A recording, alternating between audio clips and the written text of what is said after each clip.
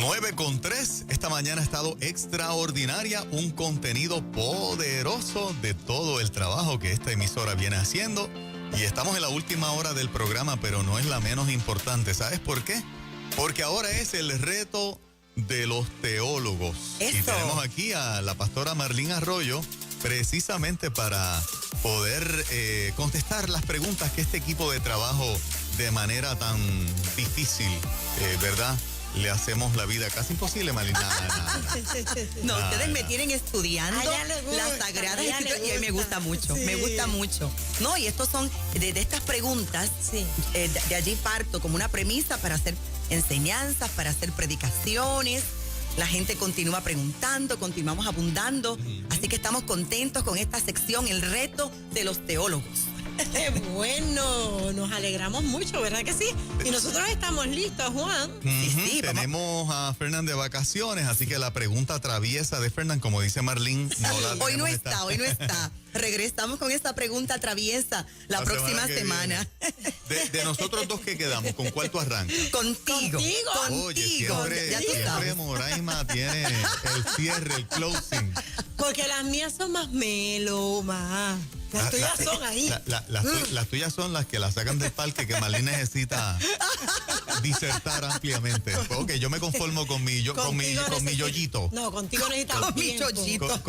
Con mi picheo de pequeñas ligas. Dale. Marlene, vi dos versos hermosos en el capítulo 12 de Hebreos. La gente los conoce bien. Dicen así: por lo tanto, ya que estamos rodeados por una enorme multitud de testigos de la vida de fe. Ahí viene la primera pregunta. ¿Yo puedo vivir mi vida cristiana de manera privada sin que a nadie le importe cómo vivo mi vida cristiana? O basado en este pedacito de Hebreos al saque, que Pablo dice: por lo tanto, ya que estamos rodeados por una enorme multitud de testigos de la vida de fe, dice esta versión: quitémonos todo peso que nos impida correr, especialmente el pecado que tan fácilmente nos hace tropezar, y corramos con perseverancia la carrera que Dios nos ha puesto por delante. Esto lo hacemos al fijar la mirada en Jesús, el campeón que inicia y perfecciona nuestra fe.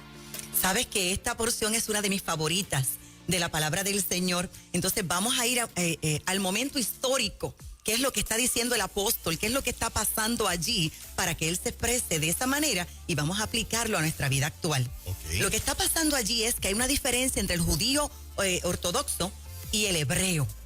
Vamos a definir lo que es hebreo. Hebreo literalmente significa el que cruza. Y no está hablando únicamente que los que cruzaron el mar, no, sino que cruzaron mucho más. Cruzaron de la religiosidad a la revelación de quién es Jesucristo, que Él es el Mesías. ¿Y qué sucede? Que vivían básicamente en la misma comunidad. Y en esta comunidad quiero que usted se lo imagine. El panadero, judío. El que vendía el pollo, judío. Todos eran judíos. Y los hebreos, que ya habían creído que Jesucristo es el Señor y el Salvador, vivían en esa misma comunidad con una fe distinta. Y es imposible tú recibir la revelación de Jesucristo y no cambiar. Por lo tanto, todos sabían, ya este cambio de fe, este es cristiano, este cree que Jesucristo es el Mesías, que es el Señor, y comenzó el rechazo. Comenzó la murmuración en contra de ellos.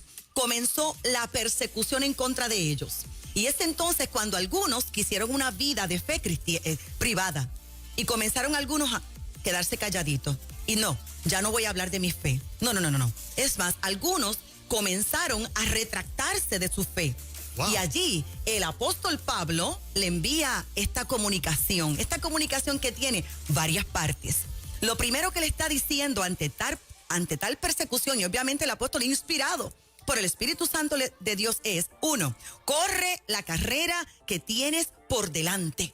Y la palabra carrera, cuando buscas el rollo original, aquí significa agonía. Mira el consejo que le está dando el apóstol Pablo a esta gente. Los invita a agonizar si es necesario a causa del evangelio de Jesucristo. Pero también aquí vemos la palabra carrera porque es que tenemos que describir cómo eran las carreras en aquel tiempo. Tú sabes que ahora las carreras son en una pista, diferentes carriles y el corredor se ve uno al otro. y vamos allá. Algunos hasta miran hacia atrás a ver quién va primero. Las carreras en este tiempo no eran así. Las pistas tenían como unas paredes y el corredor tenía que correr su carrera e imaginarse lo que estaba pasando en el carril del lado, porque no podía ver la carrera del que estaba al ladito de él. Y ahora viene la gran nube de testigos, porque allí en esas paredes, en esos carriles, se le colocaban como unas esfinges, porque no había fotografía, unas esfinges de atletas que habían corrido antes en ese carril y que habían ganado. Era la inspiración, y a eso se le llamaba la gran nube de testigos. Y lo que le está diciendo el apóstol Pablo a ellos es lo siguiente: 1, corre tu carrera, la que tienes por delante, agoniza por esta causa, no te quites, no renuncies, continúa y paga el precio que tengas que pagar. Pero es una fe pública, es imposible mantenerla en privado. Número 2, y le dice ahora también, le dice, corre ante una gran nube de testigos. Hay gente que ya sufrió esto que tú estás sufriendo.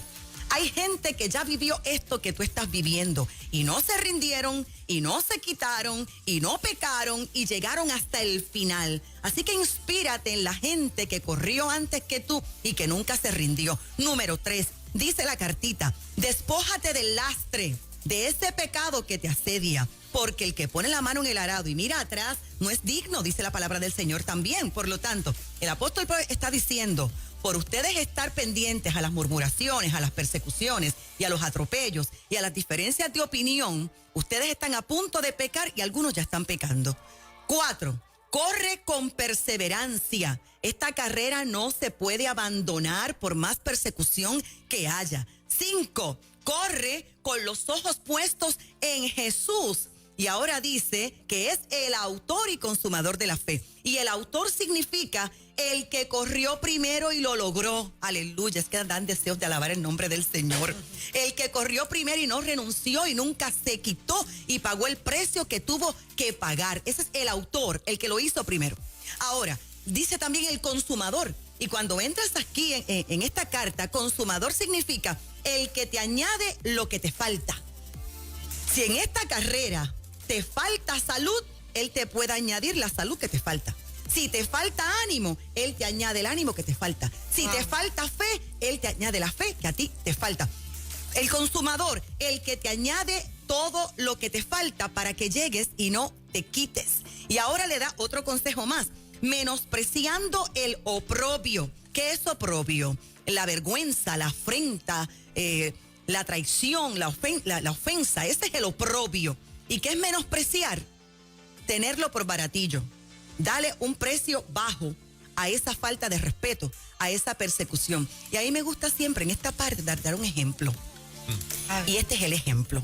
Lo que pasa es que mucha gente le da un precio demasiado alto a la crítica, a la persecución, a la diferencia de opiniones, demasiado alto, hasta el punto que desobedecen la palabra del Señor, no se atreven ni diferir y hacen silencio y no se atreven a decir lo que Dios dice en su palabra, ¿no? Porque le dan un precio demasiado alto. Menospreciar es, rebaja eso. Este es el ejemplo que me gusta dar. Si yo le digo a Juan Carlos ahora mismo, Juan Carlos, déjese ahora dar una cachetada por su esposa Gisela aquí frente a todos los empleados públicamente. Seguramente Juan Carlos me va a decir, jamás. No, eso es una falta de respeto. No lo voy a permitir. Ahora voy a cambiar la oferta. Yo le digo, Juan Carlos, ¿usted se dejaría dar una cachetada por su esposa Gisela aquí frente a todo el mundo? Y a cambio, vamos a darle $1,000,000 para que salde todas las deudas. Mira, para que Nueva Vida levante más antenas por todo Puerto Rico. Juan Carlos dice, wow. ¿Y ese premio que me van a dar por esa cachetada? Es posible que Juan Carlos me diga, se pueden 2, esa $1,000,000 cada una, se pueden 2, se pueden 3. Yo evangelizo a Puerto Rico y el Caribe completo. ¿Dónde está la diferencia? La diferencia está que en la oferta número 1, Juan Carlos va a apreciar el oprobio. En la oferta número 2, él menosprecia el oprobio porque le estoy ofreciendo un galardón. Entonces el apóstol Pablo le está diciendo a esta gente perseguida, no le den tanta importancia a la crítica, a la murmuración, al atropello, al rechazo, a la traición. No le den tanta importancia. porque Jesucristo tiene un galardón para ustedes. Pongan la mirada en ese galardón. Y finalmente, el último consejo, son 10. Siéntate en tu lugar celestial. Recuerda que tú no eres de aquí, tú eres de allá, aunque estés aquí. Y entonces con eso concluimos lo siguiente. Juan Carlos, imposible tener una vida de fe sin que la gente lo note. Imposible ser luz y mantenernos en la oscuridad. No podemos tener vida cristiana tan privada, no. Porque, por otro lado, desobedecemos lo que dice la palabra del Señor, quien nos expone públicamente y nos pide predicar la palabra. ¿Puedo pensar de que esa nube de testigos aplicado a nosotros ahora? Tú explicaste muy bien el contexto de la carrera y del atleta. Hasta que y de momento. lo que habían ganado primero. Sí. Pero aplicándolo a este tiempo, es la gente que me mira, son mis vecinos, son mis compañeros de trabajo, esa nube de testigos. Exactamente, porque la Biblia siempre tiene doble aplicación. Y hoy tenemos una gran nube de testigos en las redes sociales. Todo el mundo me lee, todo el mundo nos mira. Sin y muralla. tenemos... sin muralla, sí, mira, un carril que está expuesto a todo el mundo. Y yo tengo que dar testimonio. No me puedo avergonzar, no lo puedo negar. Todo lo que digo, todo lo que yo hago, mi conducta, todo tiene que darle gloria al Dios del cielo. Y hay una gran nube de testigos que nos está mirando. Cuando hacemos silencio también, la gran nube de testigos se pregunta, ¿por qué la iglesia hace silencio? ¿Qué está pasando? La tenemos. Gracias, Marlene. Sí. Excelente. Tenemos ahora el planteamiento, la pregunta difícil de Moraima Oyola. Moraima Oyola. Sabes que comentando con con relación a la pregunta de Juan, como corro, Sí. me imaginé Ajá. ese tiempo, no lo sabía, es nuevo para mí, Sí. la explicación que diste, y es bien difícil correr sin tu ver al que está al lado, porque de alguna manera... Compites contigo mismo. exactamente, es romper tu propio récord. Exacto. Sin mirar a lo que está pasando a tu alrededor. Exactamente. Interesante por demás. Mi pregunta va en esta dirección. Con relación a este texto, que yo sé que muchos le han dado diferentes interpretaciones, Sí. y podría asustar a mujeres Sí. embarazadas en este tiempo. Me refiero a Mateo 24:19. Pero hay de las que están encinta y de las que estén criando Sí. en aquellos días. Hemos escuchado muchas explicaciones, pero yo quiero escuchar la tuya con relación a este Sí. texto. Tiene también doble aplicación y vamos a darla. Ok. La curiosidad aquí en este texto es ¿a qué se refiere la palabra del Señor con eso de en aquellos días, verdad? Entonces vamos a la primera aplicación, ¿verdad? Que es la que podemos aplicar nosotros a este año, al 2020. Sí, porque sí, tenemos ahora hijos que son tan necios, hijos que son malcriados, y de repente tenemos leyes gubernamentales que no le permiten a papá y a mamá tener una paternidad y una maternidad responsable. Estamos viviendo momentos tan tensos. Bueno, si pensamos en este año 2020, sobre todo en el sur de Puerto Rico, terremotos, réplicas. El otro día se habló de un meteorito que cayó cerca de Puerto Rico. Estamos hablando también del COVID-19 y podemos aplicarlo. Y hay de las que están encinta y hay de las que están criando en estos días. Así que en la actualidad, la crianza de nuestros hijos, tenemos que aceptarlo, que no está fácil y podemos aplicarlo.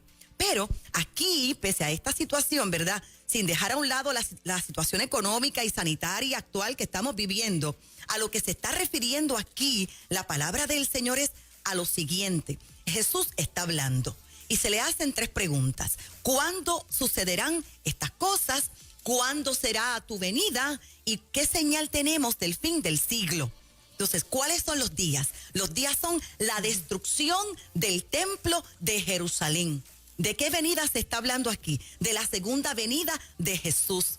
¿Y cuál es la señal del final? Bueno, hasta el versículo 14 Jesús le hace una advertencia a los discípulos contra las falsas señales, le traza un cuadro de las contradicciones del fin del tiempo, le habla que se cuiden de los engaños religiosos, habla de levantamientos sociales y políticos, habla de catástrofes naturales, habla de persecución, de traición, de deslealtad, y dijo que esas cosas no eran el final, pero que sí tenían que ver con el fin de los tiempos, y le hace una invitación, le dice, el fin del tiempo será cuando este mensaje del reino, ¿verdad?, se esparza por todo el planeta Tierra. Ahora bien, lo que está pasando aquí también es que Jesús está hablando de que el general Tito va a destruir toda la ciudad. De hecho, dijo, de este templo no va a quedar piedra sobre piedra. Y así fue, porque se quemó. El oro se derritió, cayó entre las piedras, y para sacar el oro, Moraima, ellos removieron piedra sobre piedra. Y lo que está hablando es de la destrucción. De ese es el momento histórico que está pasando allí, vivido en el año 70, después de Cristo. Por lo tanto, tiene doble aplicación. Se está diciendo allí, vienen momentos difíciles, vienen momentos de destrucción, este templo ni quedará, vienen momentos de persecución y de muerte. Ya sucedió, y ay de las que estén encinta, ay de las que estén criando en esos días, pero podemos aplicarlo también a la actualidad. Momentos duros, momentos difíciles, donde tenemos que aprender a criar correctamente conforme a los principios del Señor, aún teniendo de enemigos al gobierno, a las enseñanzas de muchos, falsas doctrinas, a pesar de eso. Y eso no implica quitarnos, eso no implica que las que no han tenido hijos digan, no voy a tener hijos, porque la Biblia dice, ay de aquellas que críen en este tiempo. No, para nada. La cobertura de Dios está. Yo soy de las que creo que nosotros tenemos que seguir hasta el final. Mire, si tenemos que hacer un proyecto más para el Señor y Cristo viene, que nos agarre con el bolígrafo en la mano firmando. Yo soy de las que creo que cuando Cristo venga nos tiene que encontrar en acción. Tenemos que seguir multiplicándonos, pariendo, predicando, sembrando, cosechando. Tenemos que seguir enseñando hasta el final.